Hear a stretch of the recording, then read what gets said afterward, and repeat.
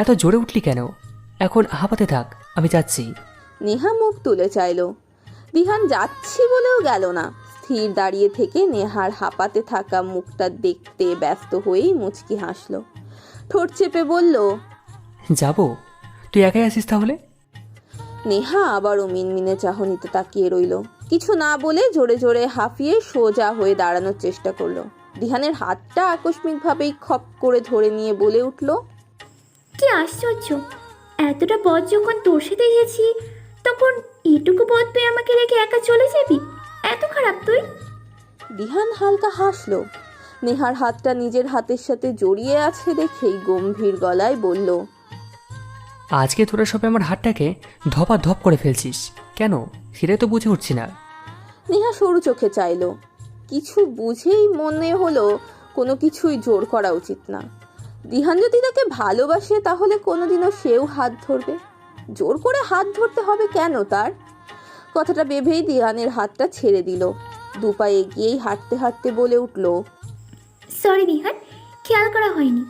হুটহাট কি করে ফেলি খেয়াল থাকে না আমার। দিহান কপাল কুঁচকালো।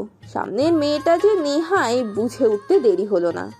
এত সহজে কষ্ট পেয়ে গেল এই মেয়েটা, তার হাতটা ছেড়ে দিল।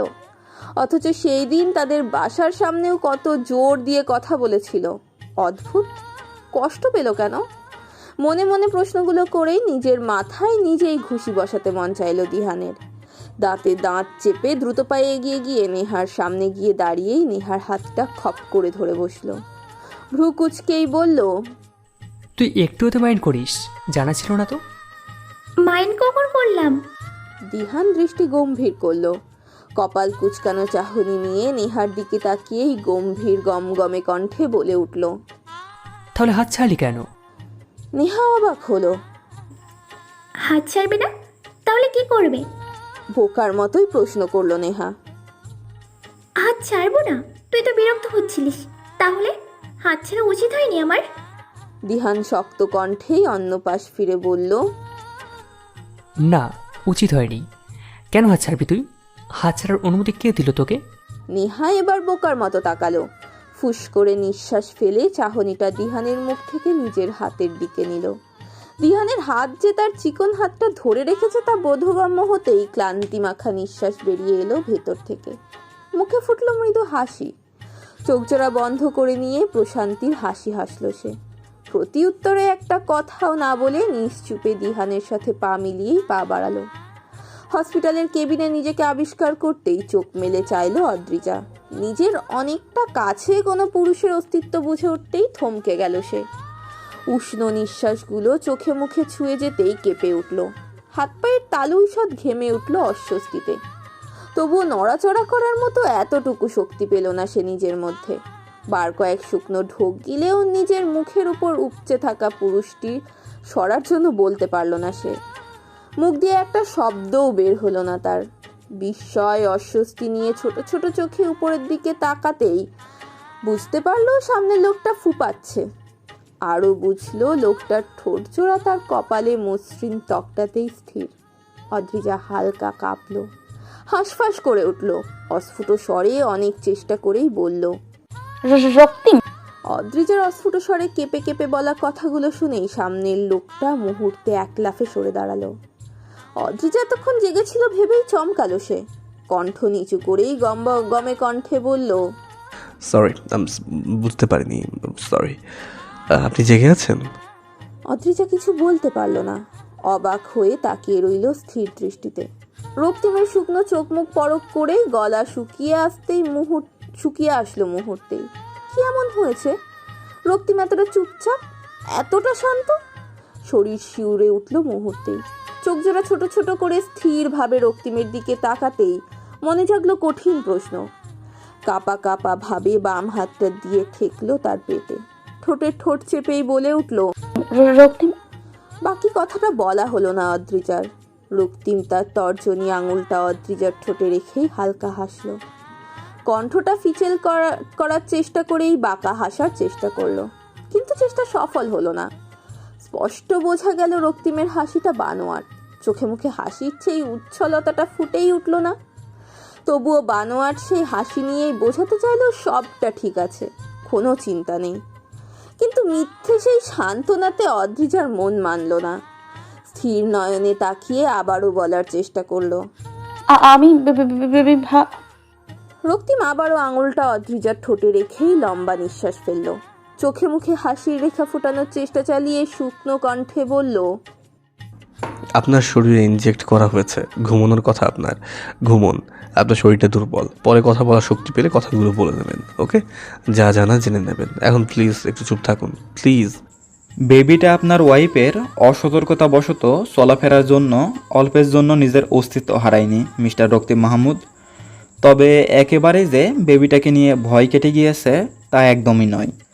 ওনার পেট ব্যথা সহ আরও বিভিন্ন প্রবলেম হতে পারে প্রেগনেন্সির সময়টাতে। বাচ্চাটা মিসক্যারেজও হতে পারে। ওনাকে সতর্ক হয়ে চলাফেরা করতে বলবেন। আর হ্যাঁ, নিয়মিত ঔষধ আর একদমই রেস্টে থাকতে বলবেন। আশা করি নিজেদের ভবিষ্যৎ বেবির কথা ভেবে এইটুকু অবশ্যই মেনে চলবেন, রাইট? রক্তিম হালকা হাসার চেষ্টা করলো। নিজের সামনেই কম বয়সী যুবতী ডক্টর, হাতে রিপোর্ট, দৃষ্টি অতি তীক্ষ্ণ রেখে রিপোর্টগুলোর দিকে চেয়ে আছে সেই যুবতী ডক্টর। কণ্ঠে তার তীক্ষ্ণতার তেজ স্পষ্ট।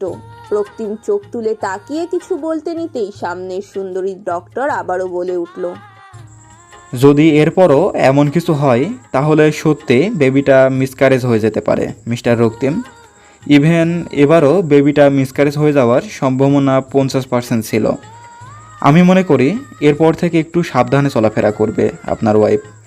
আর যদি তা না হয় তো আপনারা আপনাদের অনাগত সন্তানকে হারাবেন। তাছাড়া বিভিন্ন প্রবলেমও হতে পারে। উনি যতটা হালকাভাবে আঘাত পেয়েছেন বলছেন, বিষয়টা অতটাও হালকা নয়। আমার মনে হয় না, আপনাদের খেয়াল রাখা উচিত ছিল। প্রেগনেন্সির এই কয়েকটা মাস একটু সতর্ক নিয়ে চলাফেরা করা উচিত। আমি জানি না ওনার প্রেগনেন্সির জার্নিটা কেমন কাটবে, তবে বেশ ভালো কাটবে না, এতটুকু বলতে পারি। তবে সতর্ক হয়ে চললে আশা করি কিছু হবে না। রক্তিমের মুখ গম্ভীর হলো। ঠোঁট চেপে জোরে শ্বাস ফেলেই বলে উঠল, হ্যাঁ, এরপর আর অসতর্কতা নিয়ে চলাফেরা করবেন না, আমি দেবো না ওরকম করতে। কথাটা বলেই উঠে দাঁড়ালো। মুচকি হেসে ডক্টরের কেবিন থেকে বেরিয়ে এসে অদ্রিজার উদ্দেশ্যে পা বাড়ালো। মিনিট দুয়েকের মধ্যেই পৌঁছেও গেল অদ্রিজার কাছে। বেঘোরে ঘুমাচ্ছে সে, চোখ জোড়া বন্ধ। রক্তিম মৃদু হাসলো। সেই বদ্ধ চোখ জোড়া আর ঘুমন্ত মুখের দিকে তাকিয়েই হাসলো সে। হাত জোড়া দিয়ে অদ্রিজার কপালের কাছে নিতেই ছোট ছোট চুলগুলো কপাল থেকে সরিয়েই সামনের চেয়ারটায় বসলো। অদ্রিজার হাতটা দু হাতে মুষ্টিবদ্ধ করে নিয়ে চোখ জোড়া বন্ধ করে সিক্ত কণ্ঠে বলে উঠল, ভালোবাসি তোমায় অদ্রি। কখনো বলতে পারবো কি না এই সাংঘাতিক কথাটা আমি জানি না, তবে ভালোবাসি। তুমি কেন বোঝো না? ভালোবাসাটা মুখে স্বীকার করতে হবে কেন? আমার কোনো কিছু দেখে কি বুঝে ওঠো না আমি তোমায় ভালোবাসি? কেন বোঝো না? কেন এই যুবকটিকে এখন আর ভালোবাসি বলো না? হ্যাঁ, ভুল করেছিলাম। ভুলটা তো আমি করিনি ইচ্ছে করে। সৃষ্টিকর্তা আমার সাথে যেমনটা করেছিল, আমার যে এই ছাড়া কোনো উপায় ছিল না। আমি চেয়েছিলাম তুমি ভালো থাকো, তুমি সুন্দর জীবন লিড করো। কি জানতো তোমার সাথে আমার জীবন জড়িয়ে যাবে? তা প্রথম রাতে এমন কিছু ঘটে যাবে নেশার ঘরে। তখন কেবল মনে হতো নেশার ঘরে এই কাজটা আমার চরম অন্যায় হয়ে গিয়েছে। যেখানে সারা জীবন আমি তোমার পাশে থাকতেই পারবো না, সেখানে এমন কিছু করার অধিকার কি আমার ছিল? ছিল না। তবুও আমি ওই অনাধিকার চর্চা করে ফেলেছিলাম। আর এই অনাধিকার যাতে আবার না ঘটে তাই তোমাকে বারংবার দূরে সরিয়ে রাখতে চেয়েছিলাম। তোমার জীবনের সাথে আমার জীবন না জড়াক এটা বারবার চেয়েছি তখন, কিন্তু সৃষ্টিকর্তা আমার সেই চাওয়াটা পূর্ণ করলো না অদ্রি। তোমার জীবনের সাথে আমার জীবনটা আশ্রয়ে পৃষ্ঠয়ে জড়িয়ে দিয়েছেন উনি। আমি চাইলেও তোমার থেকে আলাদা হতে পারিনি। ভালোবাসি, ভালোবাসি তোমায়। প্লিজ আমার অন্তরের এই কথাটা বুঝে নিও, প্লিজ।